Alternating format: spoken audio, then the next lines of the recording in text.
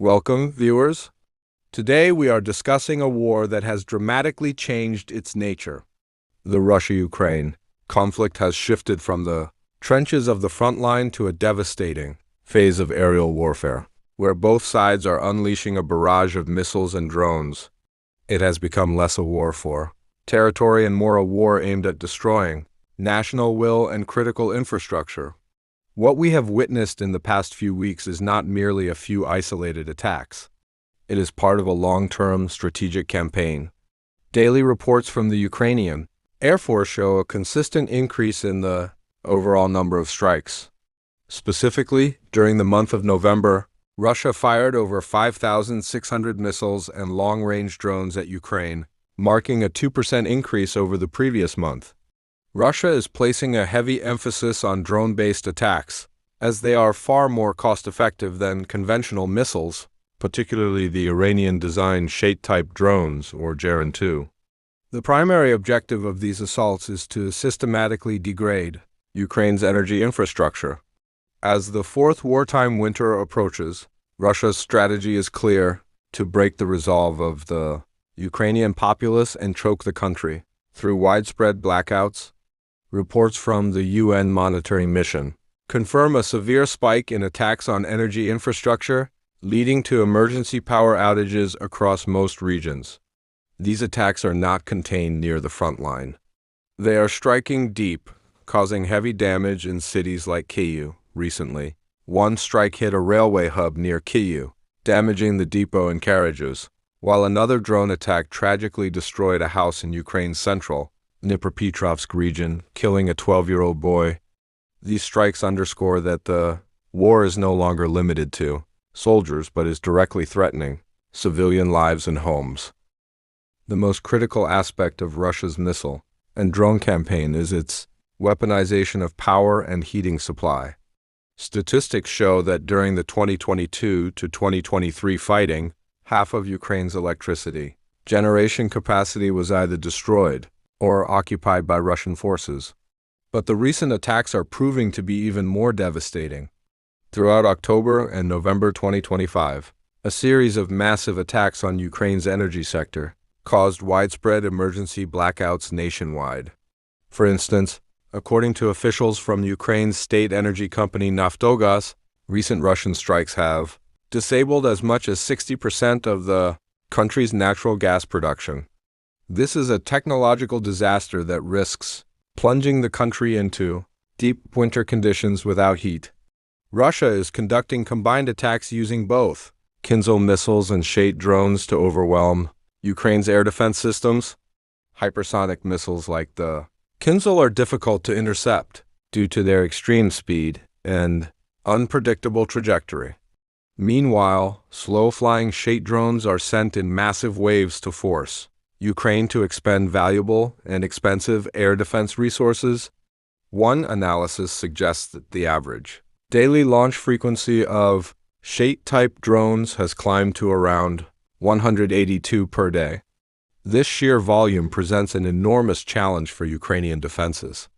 While Ukraine intercepts the majority, the small number that gets through still causes massive damage, and critically, it severely depletes Ukraine's air defense budget.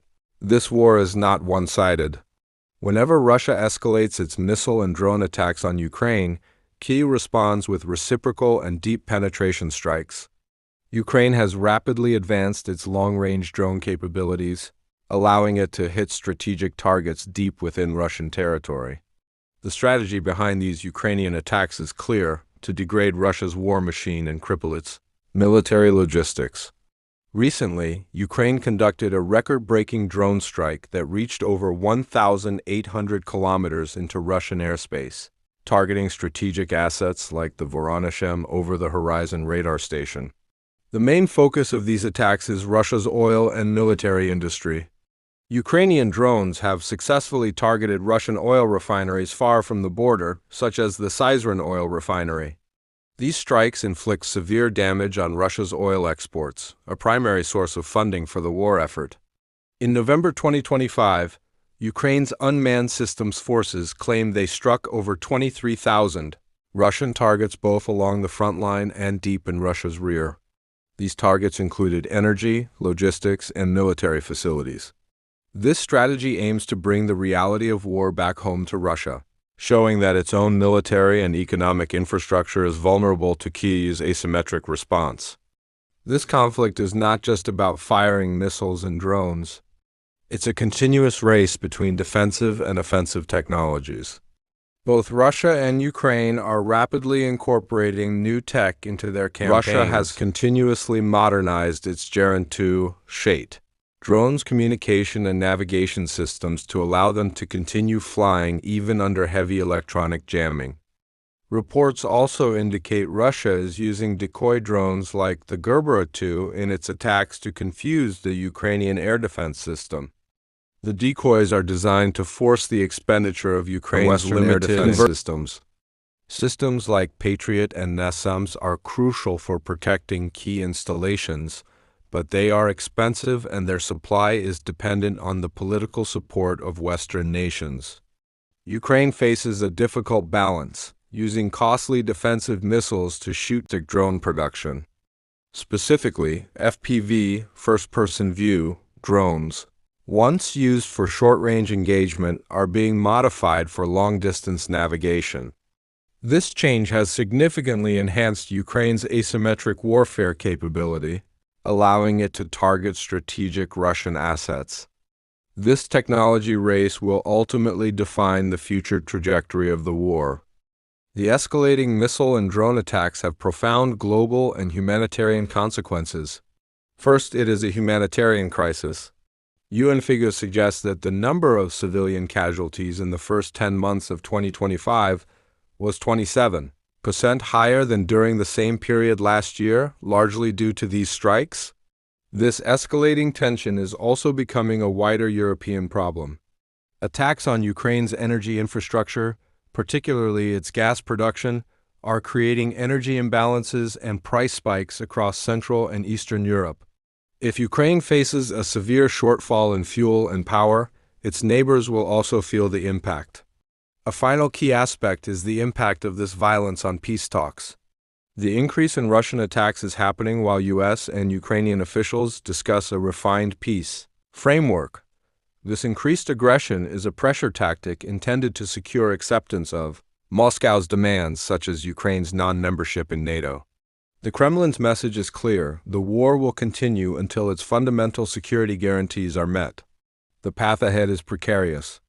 Both sides have significantly enhanced their technology and strike capabilities.